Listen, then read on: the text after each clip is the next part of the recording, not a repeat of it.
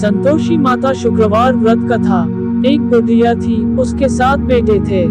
6 कमाने वाले थे, एक निकम्मा था।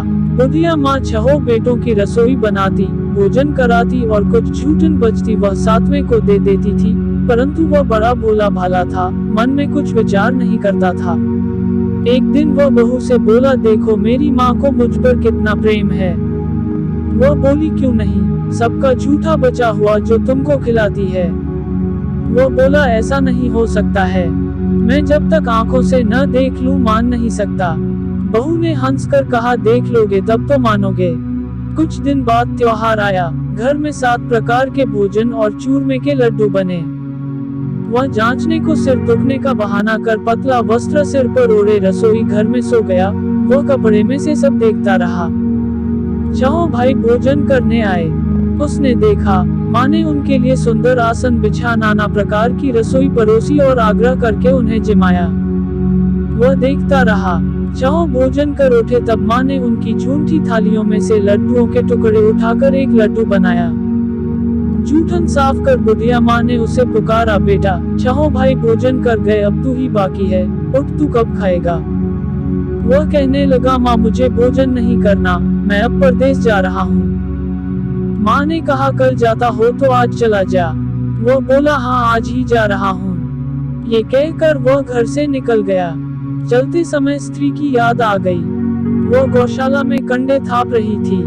वहां जाकर बोला, दोहा हम जावे परदेश आवेंगे कुछ काल, तुम रहियो संतोष से धर्म आपनो पाल। वह बोली, जाओ पिया आनंद से हमारो सोच हटाया, राम भरोसे हम रहे ईश्वर तुम्हें सहाय।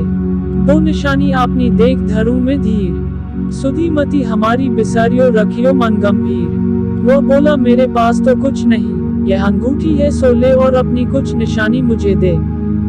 वह बोली, मेरे पास क्या है, ये गोबर भरा हाथ है।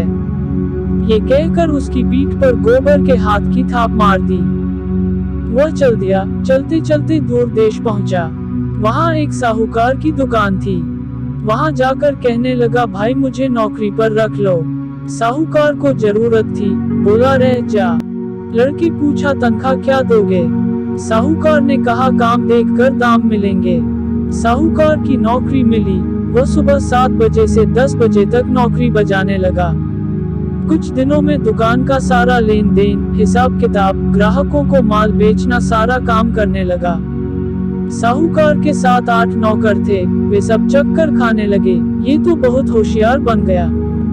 सेठ ने भी काम देखा और 3 महीने में ही उसे आधे मुनाफे का हिस्सेदार बना लिया। वह कुछ वर्ष में ही नामी सेठ बन गया और मालिक सारा कारोबार उस छोड़कर चला गया।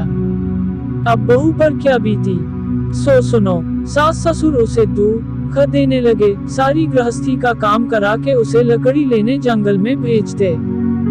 इस बीच घर के आटे से जो भूसी निकलती उसकी रोटी बनाकर रख दी जाती और फूटे नारियल की नारेली में पानी। इस तरह दिन बीतते रहे। एक दिन वह लकड़ी लेने जा रही थी। रास्ते में बहुत सी स्त्रियां संतोषी माता का व्रत करती दिखाई दी। वह वहां खड़ी होकर कथा सुनने लगी और पूछा, बहनों तुम किस देवता का व्रत करती हो और उसके करने से क्या फल मिलता है। इस व्रत को करने की क्या विधि है। यदि तुम अपने इस व्रत का विधान मुझे समझा कर कहोगी तो मैं तुम्हारा बड़ा आसान मानूंगी। तब उनमें से एक स्त्री बोली, सुनो, ये संतोषी माता का व्रत है। इसके करने से निर्धनता, दरिद्रता का नाश होता है, लक्ष्मी आती है, मन की चिंताएं दूर होती है, घर में सुख होने से मन को प्रसन्नता और शांति मिलती है, निपुति को पुत्र मिलता है, प्रीतम बाहर गया हो तो शीघ्र घर आवे, कंवारी कन्या को मनपसंद वर मिले, राजद्वारे में बहुत दिनों से मुकदमा चल रहा हो खत्म हो जावे, कलह क्लेश की निवृत्ति हो, सुख शांति हो, घर में धन जमा हो, पैसा जायदाद का लाभ हो, रोग दूर हो जावे तथा और जो कुछ मन में कामना हो सो सब संतोषी माता की कृपा से पूरी हो जावे, इसमें संदेह नहीं।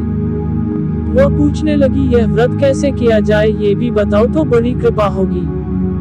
वह कहने लगी, 1.25 आने का गुड़ चना लेना, इच्छा हो तो 5.25 आने का लेना या 1.25 रुपए का भी सहूलियत के अनुसार लेवे। बिना परेशानी और श्रद्धा व प्रेम से जितना भी बन पड़े सवाया लेना। प्रत्येक शुक्रवार को निराहार रहकर कथा सुनना, इसके बीच क्रम टूटे नहीं, लगातार नियम पालन करना, सुनने वाला कोई न मिले तो दी का दीपक जला उसके आगे या जल के पात्र को सामने रखकर कथा कहना, परंतु नियम न टूटे। जब कार्य सिद्ध न हो नियम का पालन करना और कार्य सिद्ध हो जाने पर व्रत का उद्यापन करना। 3 मास में माता फल पूरा करती है। यदि किसी के ग्रह खोटे भी हों, तो भी माता वर्ष भर में कार्य सिद्ध करती है। फल सिद्ध होने पर उद्यापन करना चाहिए, बीच में नहीं। उद्यापन में 2.5 सेर आटे का खाजा तथा इसी परिमाण से खीर तथा चने का साग करना। 8 लड़कों को भोजन कराना, जहाँ तक मिले देवर, जेठ, भाई बंधु के हों, न मिले तो रिश्तेदारों और पास पड़ोसियों को बुलाना। उन्हें भोजन करा यथाशक्ति दक्षिणा दे माता का नियम पूरा करना। उस दिन घर में खटाई न खाए। ये सुन बुढ़िया के लड़के की बहू चल दी। रास्ते में लकड़ी के बोझ को बेच दिया और उन पैसों से गुड़ चना ले माता के व्रत की तैयारी कर आगे चली और सामने मंदिर देखकर पूछने लगी, यह मंदिर किसका है? सब कहने लगे संतोषी माता का मंदिर है। ये सुनकर माता के मंदिर में जाकर चरणों में लौटने लगी। दीन हो विनती करने लगी, माँ मैं निपट अज्ञानी हूँ, व्रत के कुछ भी नियम नहीं जानती, मैं दुखी हूँ। हे माता जगत जननी मेरा दुख दूर कर, मैं तेरी शरण में हूँ। माता को दया आई। एक शुक्रवार बीता कि दूसरे को उसके पति का पत्र आया और तीसरे शुक्रवार को उसका भेजा हुआ पैसा आ पहुँचा। ये देख जेठ जेठानी मुंह सिकोड़ने लगे। इतने दिनों में इतना पैसा आया, इसमें क्या बढ़ाए? लड़के ताने देने लगे। काकी के पास पत्र आने लगे, रुपया आने लगा। अब तो काकी की खातिर बढ़ेगी, अब तो काकी बोलने से भी नहीं बोलेगी। बेचारी सरलता से कहती, भैया कागज आवे रुपया आवे, हम सबके लिए अच्छा है। ऐसा कहकर आंखों में आंसू भरकर संतोषी माता के मंदिर में मातेश्वरी के चरणों में गिरकर रोने लगी। माँ मैंने तुमसे पैसा कब मांगा है? मुझे पैसे से क्या काम है? मुझे तो अपने सुहाग से काम है। मैं तो अपने स्वामी के दर्शन मांगती हूँ। तब माता ने प्रसन्न होकर कहा, जा बेटी तेरा स्वामी आवेगा। ये सुनकर खुशी से बावरी होकर घर में जा काम करने लगी। अब संतोषी माँ विचार करने लगी, इस भोली पुत्री को मैंने कह तो दिया कि तेरा पति आवेगा, कैसे? वह तो इसे स्वप्न में भी याद नहीं करता। उसे याद दिलाने को मुझे ही जाना पड़ेगा। इस तरह माताजी उस बुढ़िया के बेटे के पास जा स्वप्न में प्रकट हो कहने लगी, साहूकार के बेटे सो रहा है या जागता है? वह कहने लगा, माता सोता भी नहीं जागता भी नहीं हूँ, कहो क्या आ गया है? माँ कहने लगी, तेरे घर बार कुछ है कि नहीं? वह बोला, मेरे पास सब कुछ है, माँ बाप है, बहू है, क्या कमी है?